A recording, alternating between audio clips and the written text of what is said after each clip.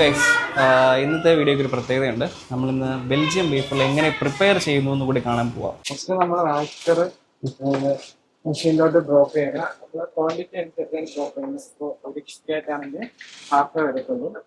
Cook ചെയ്യാൻ വേണ്ടി 4 minutes നമ്മൾ ടൈമർ ഇട്ടിട്ടുണ്ട്. കണ്ടോ, ഈ അലാം കേൾക്കുമ്പോൾ നമുക്ക് ഈ കുക്കറിൽ നിന്ന് ഈ സാധനം ബീഫിൽ നമുക്ക് എടുക്കാം.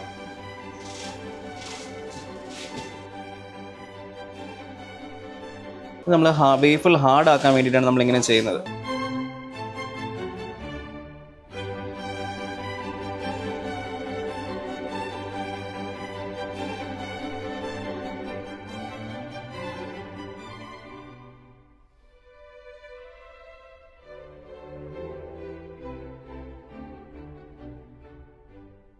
ഓർഡർ റെഡി ആയി കഴിയും.